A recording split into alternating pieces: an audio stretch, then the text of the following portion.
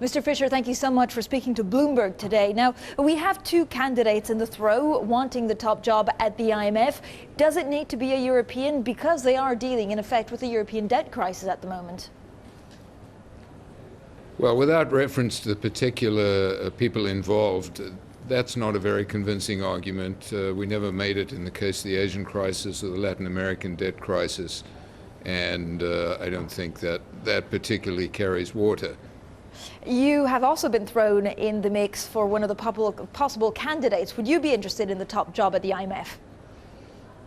Well, that's a terrific job. It's one of the most important in the international arena, but I have a job which is very important to me and which I intend to continue on. And and we'll just see how this thing works out.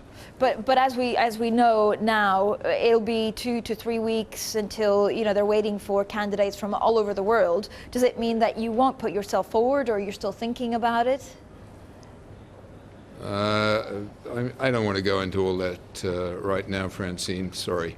All right, Mr. Fischer, talk to me a little bit about what your main concern for the European debt crisis is. A lot of your ECB colleagues here saying a restructuring would be the end of it. It would be so harmful for the banks and the system in general. That's the last thing they want. We're not talking about reprofiling. Where do you stand on this? This is very difficult, and one has to get into the numbers and work out exactly what's possible and what isn't possible. But at the level, it's not 30,000 feet, it's probably about 10,000 feet at which I operate, it looks like this is a very difficult situation, and that one has to sometimes think about how one would handle very difficult situations and what is the best of a possible worst set of, possibly bad set of choices.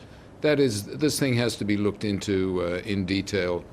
And the best way found of dealing with it. It's clear that if anything were to happen to the value of Greek debt, it would have an impact on European banks, and that would have to be thought through and worked out before any steps are taken along the lines of reprofiling, whatever the words are at the moment. But if we talk about, you're right, reprofiling or restructuring, is it easier to make it now and to, I guess, contain the situation, or wait 2 years? A lot of actually politicians say if we wait 2013, it will just ease everything off. But is that right? That's a very delicate balance. I have no question that the decision a year ago to support Greece and to not to do any rescheduling of debt was absolutely right. The atmosphere was really super hot, super dangerous at that time, and changes could have led to a chain reaction that would have been very, very dangerous for the whole European economy. It's more relaxed now. It isn't relaxed, though, and what the timing for such a measure might be is difficult to say, and in addition, one has to take into account that there are countries and their citizens behind these abstract concepts, and one has to ask also what is best for them as part of this system. Mr. Fischer, do you see governments coming up with or reviving financial repression as PIMCO does? That's sort of a question of, are we going to go back to using implicit taxation of the financial system to attain a series of social goals? I hope not. I hope not in a big way, because that has side effects which are dangerous for economic growth.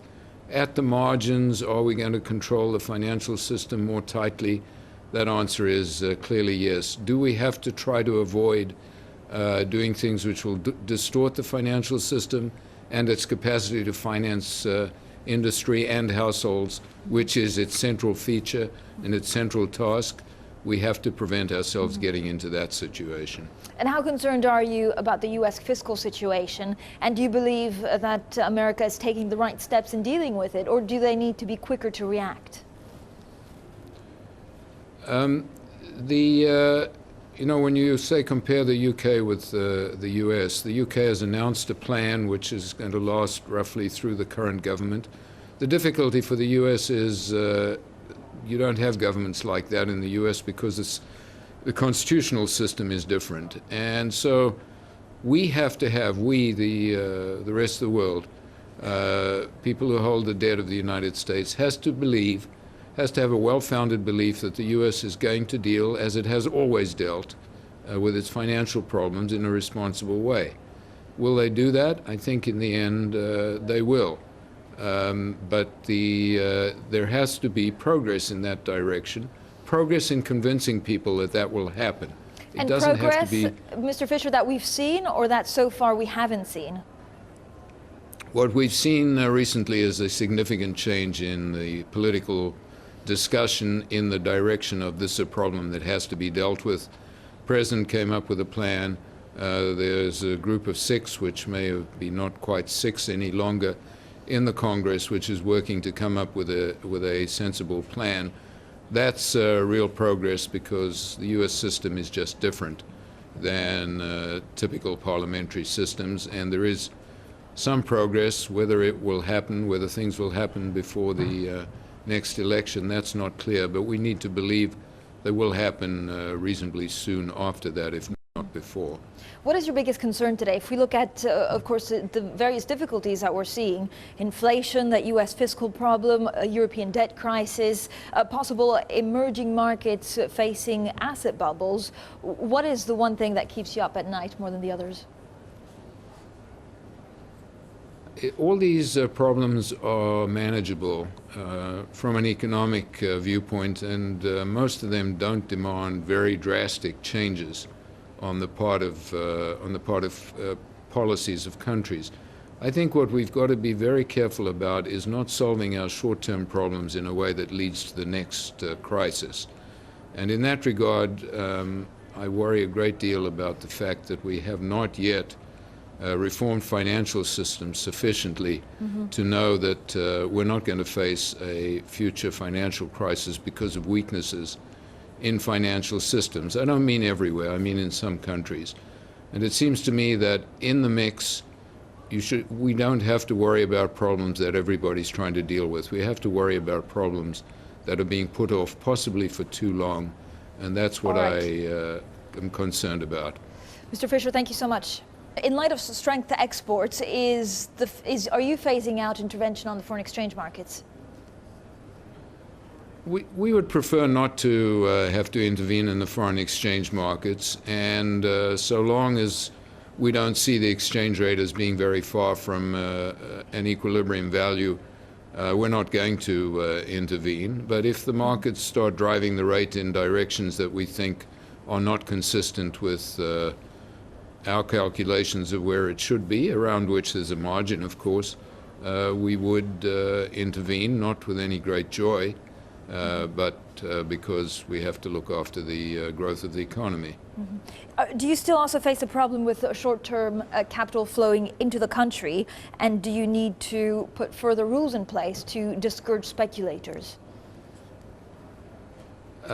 That's part of the overall question on the exchange rate. There have been considerable inflows which do affect the exchange rate, and so we keep looking at them. At the moment, we don't see a massive impact on the exchange rate. But if those things were to revive and become a problem, then again, we'd have to look at that situation. We do not want to have to deal with controls on capital flows.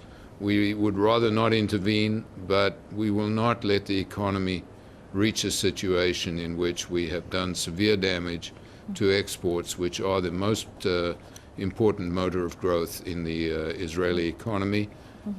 So far that hasn't happened. If nothing happens to change the view that that's not on the horizon, then we won't have to do much more. If markets move in directions we don't foresee at the moment, we will, if necessary, have to intervene. And in terms of the forecasts that we got, they seem to be a lot higher than your own forecast. Will you need to readjust the bank's forecast, and does monetary tightening need to be accelerated? Well, we've announced that we're going to have to raise our forecast. We're working on that right now. It's a fairly complex process because we forecast not only the growth rate but also components of growth, and we'll be ready to do that in a couple of weeks. If growth continues at a higher rate, then and we're close to full employment now, then that would tend to be inflationary. But we don't have any plans to accelerate the rate of increase of the interest rate. We watch the situation all the time.